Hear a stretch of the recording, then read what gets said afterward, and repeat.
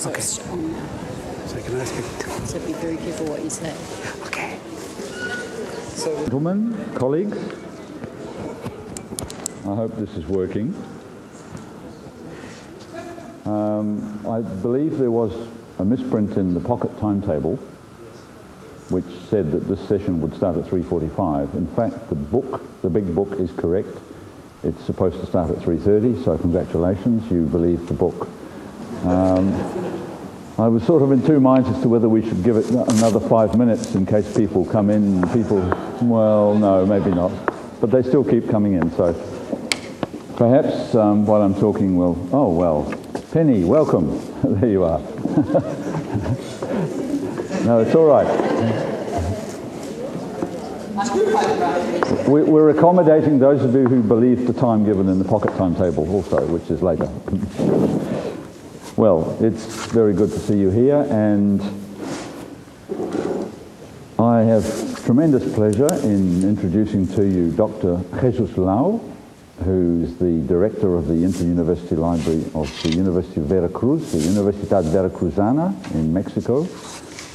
He's a very distinguished colleague and a person I've known myself for 20 years. I think I met him at the IFLA conference in Moscow in 1991. That was the conference in which Gorbachev ran his coup d'etat, and they were firing tank shells at the Yeltsin's White House just down the road from the conference hotel as we were trying to get ourselves organized. So hopefully my relations with Jesus have been less military, since then. He's distinguished because, in terms of our understanding, because he is the founder of the IFLA section on, or one of the founders, the pillars of the IFLA section on information literacy. He has had a distinguished career in his own country. He has qualifications from the United Kingdom, from the USA, speaks fluent English, understands us better than we understand his culture. And this, I think, is one of the great advantages of having a person like that here, is to give us an opening, a window on some of the good things that are happening in our profession in Latin America, where he has also been a member of the Latin American Regional Committee for IFLA, which implies that he has support and huge mana among his peers. To use a Maori word, Jesus, mana. okay. He has the mana among his peers in Latin America, and he has also been more recently elected to the governing board of IFLA, which is the international peak body in our profession. So, and of course I omitted to say he is a published author by UNESCO and one of their experts on information literacy, and he not only speaks in English-speaking countries as well as Latin America, he also speaks in Asia and other parts of the world as well on information literacy. So Jesus is a widely travelled professional colleague and a practicing director of an academic library across the whole campus, and he knows the subject inside out. So I'd like you to welcome Jesus.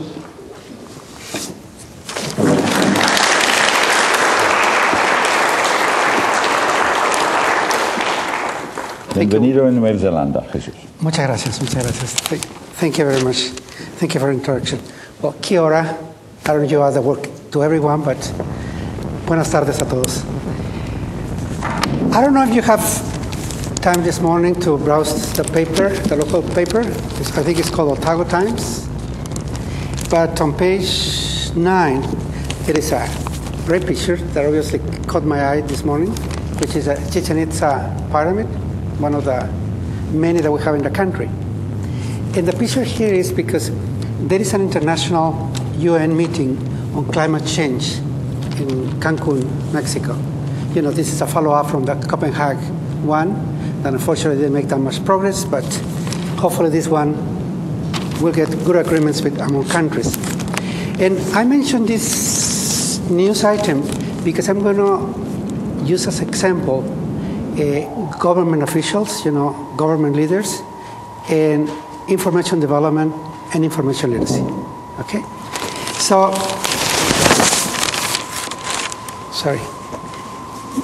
My topics, I think I left the pointer here. These are the topics I plan to discuss, and I'll ask Winston to help me for about 25 minutes. Winston? Yes. 30 the most. So I can leave about 10 minutes for any questions or comments that you may have. Okay? So the main topics basically is information development, and I'm using the analogy, using the word terrain, as the land, the soil, and also talking about socioeconomic development. And I'm going to focus about developing countries. And I use the term southern countries, and I know that you are an exception because you're in the south, but you do not belong in terms of your development, because your development is a high one.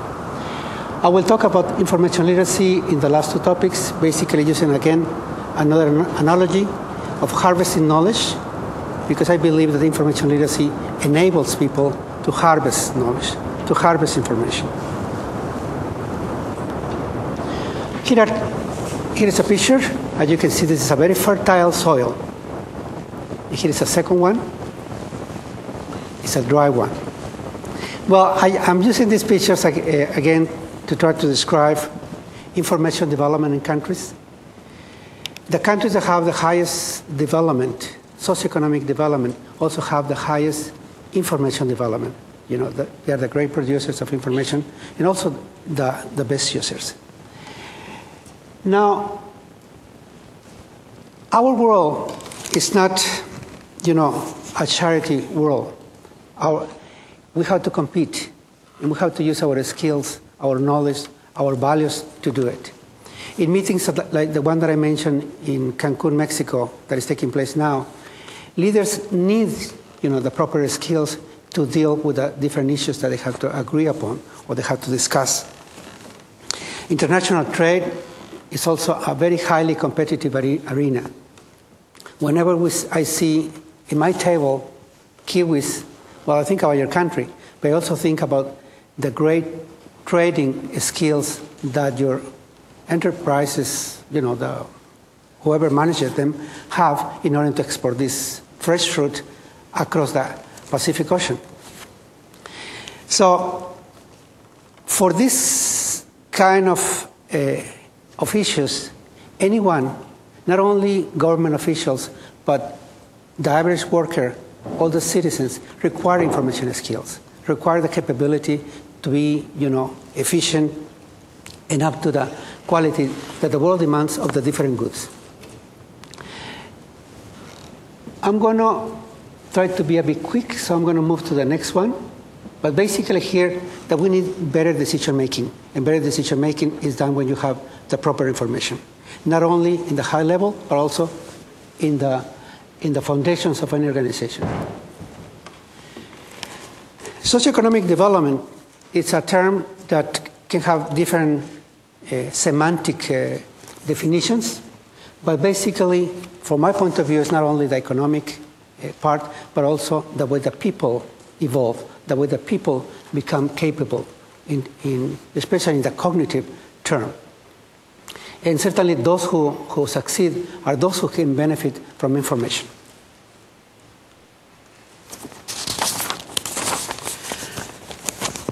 Governments, like yours, like mine, they need to have these skills. They need to know what their competitors are doing. I don't know what other country produces kiwis, but there must be more than New Zealand. Certainly you are the leading one. We also need to know what are the products that are coming into the market in order to be ready to improve ours or perhaps shift our economy to other goods. Technology poses great challenges because we need to be aware of them, not when they come to us, but before they are developed. So information and knowledge are essential to compete. My country, for example, is the 40th economy, 14, economic terms. But somehow our culture, our traditions are so heavy sometimes to pull them to make the changes that we need. Up to, I would say, 8 years ago, there were great hopes that we were, increase our economic speed. But then China came into the arena, and Mexico has lost ground against China. We used to produce, several of the goods that U.S. companies manufacture in Mexico, but some of them have moved to China. Some of them have got back to Mexico, but they are closer, and sometimes because it is easier in terms of management, but still we're being affected. We used to be the second trading partner of the U.S. Now we're the third. After China, Canada, we're the third. So we're still a large economy, but we are not making the proper changes, quickly to adjust. And there are several factors that we have to analyze. So I'm going to move and give you some statistics. The statistics can be misleading. The statistics can say anything. We need, a certain background in order to interpret them. But anyhow, I'm using some secondary international numbers to show you more or less, the differences between the South and the North. And I'm talking about the economic North and the economic South. The world stratus is like any society, I would say, not yours, because yours, I have the feeling that yours is more like the Nordic countries. But I would say like the US, for example. At the top level of the world, we have a few countries that are wealthy, really wealthy. Then we have the middle-class countries where Mexico will fall. According to the World Bank, we're upper middle country. China and India are lower middle countries. And then we have the poor, and also the very poor, where, for example, Haiti will fall into this category. Now, development can be measured in different terms. Here are three. The easy one is the GNP, gross national product. The other one is using basic needs indicators. It's probably the best one when you get this combination of health, food, housing, what a country has to offer to its citizens. But I will add the third one, which is, from the library point of view, from the information competencies or the information development one. For example, I had a conversation with a colleague 2 days ago, and we were talking about LIANZA conference. And somehow my colleague said, this is a small conference. And I said, no, this is not a small conference. If we take it, in per capita terms, this is a large conference. And I sort of began trying to figure it out. You have 4 million inhabitants, well, 4 million and something, but I sort of rounded the number. 4 million, you got 500 participants. If we were to do an analogy with the US would have to have 25,000 participants to have a conference like yours. So your conference is a large one according to the size of the country. So this shows, your development. My country, for example, has 110 million people, and our national conference gets about between 500 and 1,000. You can see the difference. Yeah. Okay, here are some GNP, or now the World Bank calls GNI, which is gross national income. You see, well, these figures. The upper level has a large amount compared to the low income, and you see how it goes down. Obviously, this is a rough figure. It's taking many countries in each group. So the difference also within each group can be quite large. Okay. Now, let's talk about the knowledge gaps. In the last few years, I have seen a movement that I like, that some of the major information vendors, information providers, are giving databases free to countries that fall, especially within the low and very low income bracket, like some African countries, some Central American countries. But the unfortunate thing is that these databases are given free, but people don't use it. They don't use it because they don't have the skills to do it. And, they don't have this social growth that they require. Sometimes they need, a foreign language. They also need the information skills. So in a way, I think it's a great gesture. But behind that, or besides that, we need to empower those people to be information users. And Internet itself offers, great amounts of information that are freely available. Some may be good, some may be bad, but Internet has some good sources that can be used by anyone. But again, I would say Internet is a source that we need to learn how to exploit, how to benefit from it in different parts of the world. Now, the Southern Hemisphere can be called developing in information terms because publishing is limited. For example, you can measure the development of a country by the number of reference sources. There are several countries in this world that don't have a national encyclopedia, because a national encyclopedia requires, these information skills to write and to compile it. Yeah. So, just reference works can give you an idea how countries are doing. In regard to scientific serials, it's probably the best known one. If you go to ISI, you can see how countries are doing. For example, Mexico, it can be a large economy, but we got, I think, about nearly 20 journals in this index. So this shows, our production. Nobel Prizes, again, are not from developing countries. Yeah? I think we have 2 in Mexico in the science, but they are shared, Nobel Prizes. But still, we got some, but not compared to Germany. I remember going to IFLA in Berlin and going to, I think it's Humboldt University, and they had about 30 Nobel Prizes in a single university, in a single city. Okay. Now, if we were to analyze this data, how countries are producing information, how are packing it, how are storing and distributing it, and how is the demand, we could certainly have a good picture.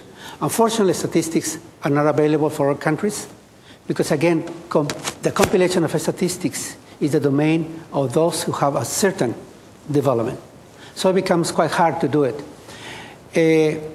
In the last 2 years, I have been working with UNESCO to try to develop information literacy indicators, basically information use, at the macro national level. And the aim is to develop certain statistics that can be simple and that could be compiled by countries without spending too much money, that can be operational without having to invest too much resources. But it's a hard task because many of the small countries, those who require more data, are the ones that do not produce it, do not compile it. Okay. Now, I'm going to use some statistics of each of this circle to try to describe the subject that I'm talking about. Well, if we talk about researchers, they can be, at the beginning of the information cycle as users of information, as generators of information, but also they are users. I guess you heard the presentation of Carol the day before yesterday, which he discussed, about the value of academic libraries.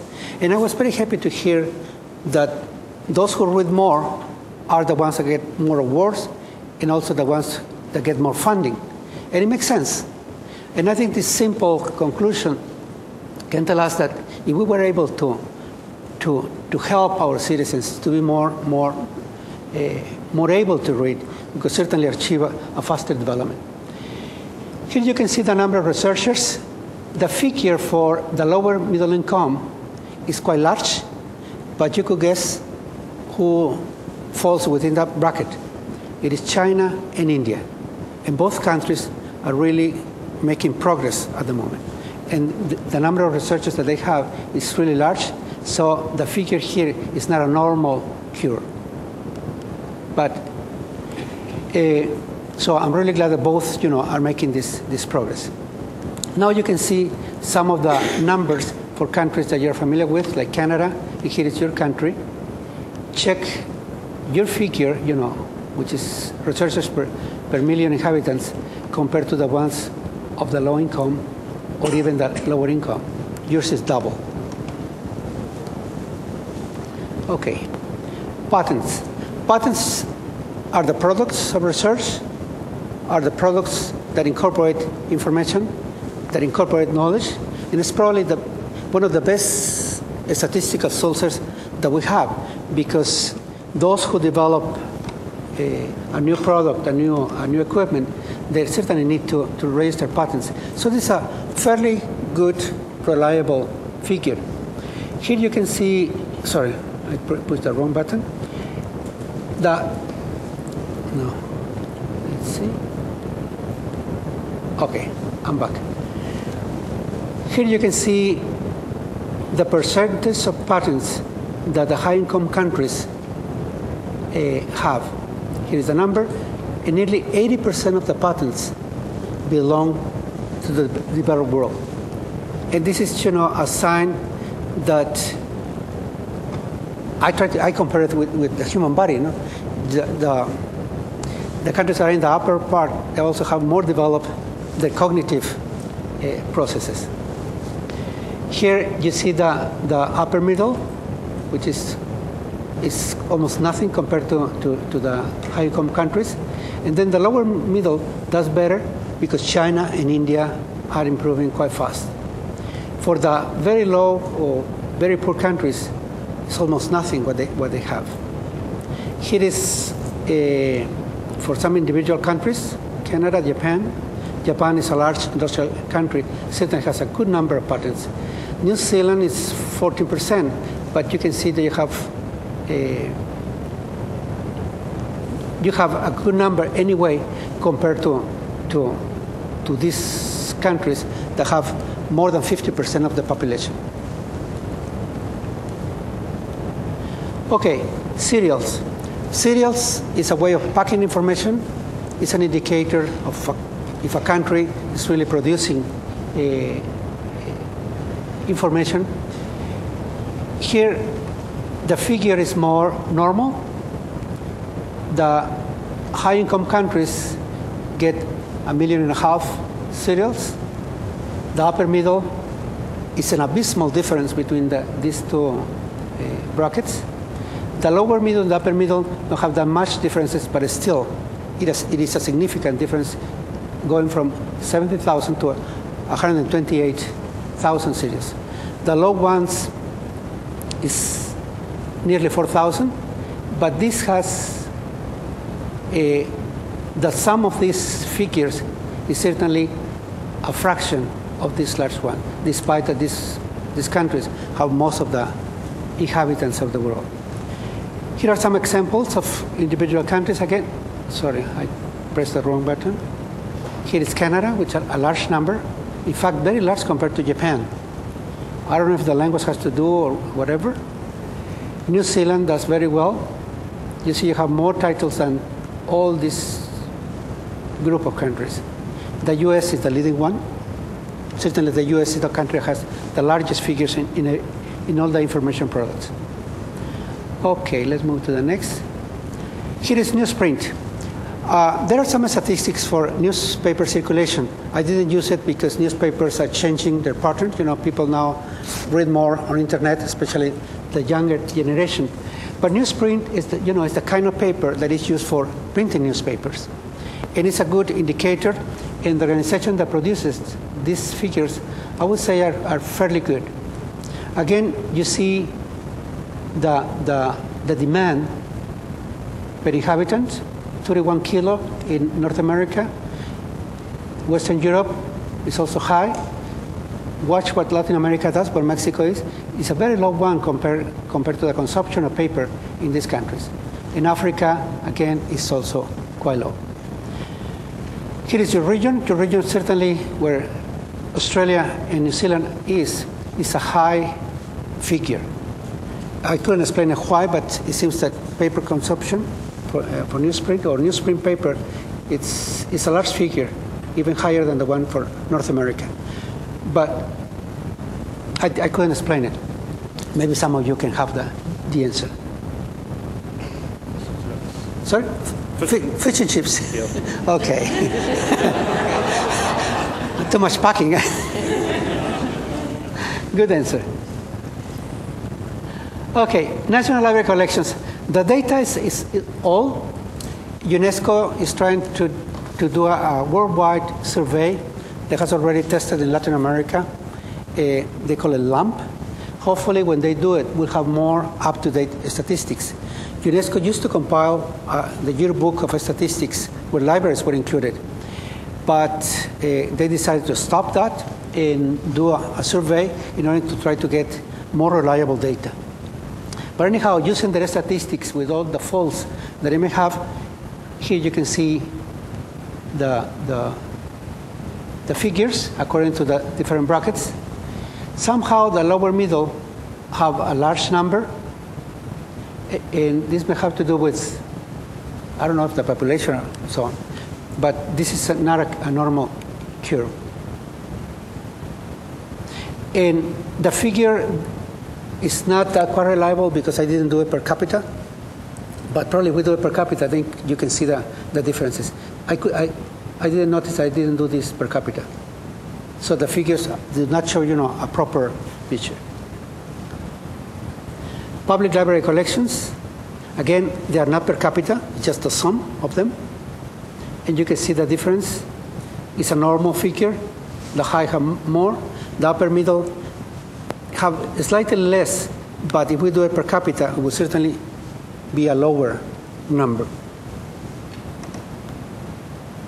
Now, in regard to internet, which is the new tool for information access and publishing and so on, most of the computer servers are in the developed world, US, Canada, Japan, and in Western Europe. In the demand, most of the demand comes from these parts, from these countries. However, the situation is changing. In the last 10 years, developing countries have gained, or have generated greater demand, which is a good sign. Here is the internet penetration, internet use. This is the world average. Africa, 11%. Asia, 21%. This is a large portion of the population. The Middle East, Latin America is doing fairly well. Europe, Oceania, where you are, is among the largest. And certainly the US and Canada are even higher than this part of the world. But I would say that the 3 developed regions double the internet penetration compared to the developing world. Okay, we're going to talk a little bit about the knowledge bridge. This is just a few slides. I'm using here OECD data, where New Zealand is part, and Mexico too. I checked the PISA. I guess you're familiar with PISA, P-I-S-A, which is the examination that is done by OECD. And the results are quite good to compare countries, in terms of their achievement. Mexico, unfortunately, is not the last, but it's the one before the last in terms of results. And these statistics have helped us, at least to make governments aware that we need to change our educational system. We need to make, an educational system that has a better quality in their teaching and learning. You can see New Zealand, Mexico. Certainly New Zealand here scores quite well in reading. It's after Canada. The first one, as you know, is Finland. That is number 1. But you're doing very well, so congratulations. Okay, I'm getting to the end. And basically the message here, according to UNESCO figures, the latest decade had the aim of, enrolling most of the citizens into the educational system. And there has been great progress in the last decade in that. But there is a challenge nowadays. Now we are getting these numbers of people who go to school, but the challenge is that the quality of education is very different from a developed country to a developing one. So we probably open the doors for everyone, but we are not offering or facilitating the education quality that our members of society require. And I don't have data here, but certainly education is a key factor to push development, to push social growth of a country. The challenge that developing countries have is that in most cases, education is not centered on the learner. It's more, done for the test, or is based on textbooks. This, I think it was this May, I was invited by a university in Ecuador. I will not say the name, but this university has the largest number of students for distance education. It's a large private university. And they invited me to advise them in regard to creating a new library. And so I had meetings with the different faculty members, with the library staff, with the Secretary of Educational Affairs.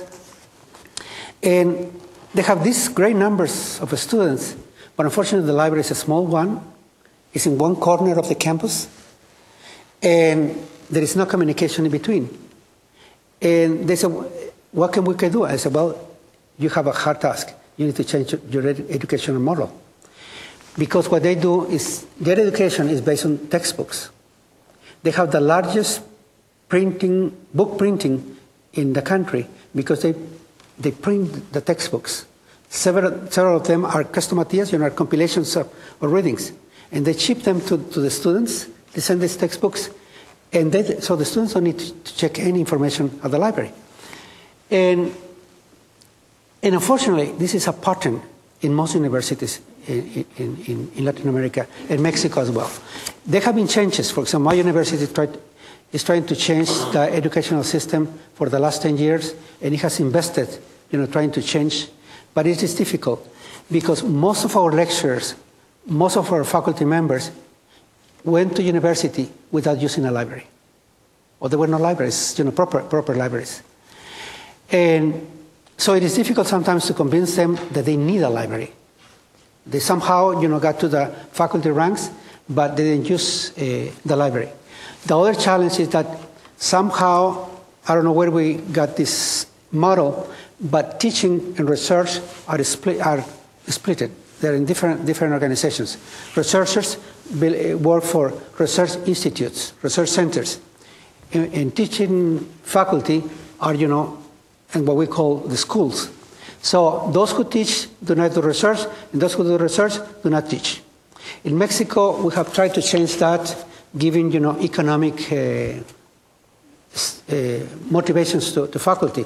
For example, researchers, if they teach one subject, they get a certain extra money for their contribution.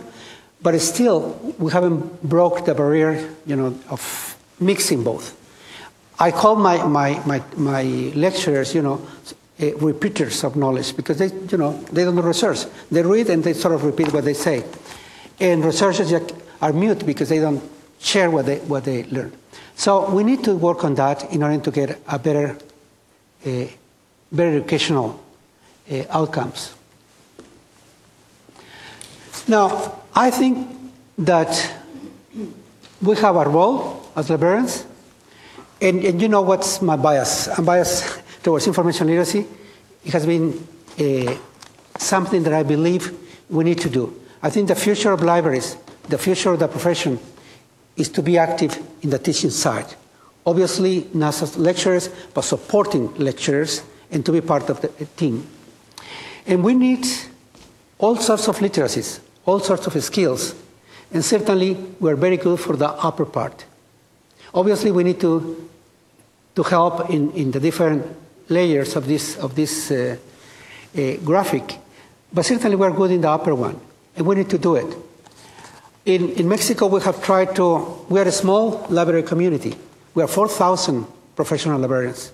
This is nothing for a country of the size of Mexico, more than 100 million people. But we have tried to raise our voice about creating information literacy standards. In fact, we were the first Spanish-speaking country to have it. We have the first information literacy conference since the 90s, again, the first in the Spanish and Portuguese-speaking countries. And we have achieved some developments, but still there is a long way to go in order to raise this awareness. Most of our politicians don't know about libraries because they haven't used it. Our previous president fortunately hired an advisor who was a librarian, so he was convinced to build the largest public library in Mexico. It's a large facility in the city. There was a lot of criticism between the different political parties, usually criticizing the president because he wasn't a reader. He was actually, he may have been I don't know if he was a good politician, but he may have been a good one, but he didn't read. In fact, in about 3 times he got in trouble because he mispronounced some of the Nobel Literature Prizes, and that he was highly criticized for that. But anyhow, he was able, thank you, Winston, he was convinced to build the library. Our current president, I would say, is a literary one, but he hasn't had, the proper advice to do a push. But anyhow, we have the largest public library system in Latin America, even though Brazil doubles us in population. Okay. So, information literacy is a set of skills that political leaders, businessmen, workers, anyone needs. And we need to work on that. We need to work in the different fronts to make them aware that we need a population that is able to benefit from the information wealth that flows through information or through the different channels that we may subscribe. So I think we got an expertise. In our countries, we have to be more vocal. We have to do more, perhaps, than in your countries, because the ears of our citizens, our politicians, are, I don't know what's the term, but smaller, or they listen less. So we have to shout louder and to make greater efforts. So this is the logo of the Climate Summit. I hope our politicians, including mine and yours, take the best decision for this world. And I hope they have the proper information to take the decisions that this world requires. Here are the conclusions. I would say we live in a world that has very uneven terrain, very uneven lands. Some of them are quite productive, and some of them can be quite dry. We need informed leaders. If we inform them, they can take better decisions. We need to change our educational system to make the pedagogical changes so that our graduates can use information. And finally, librarians have a role to play in these changes. Thank you.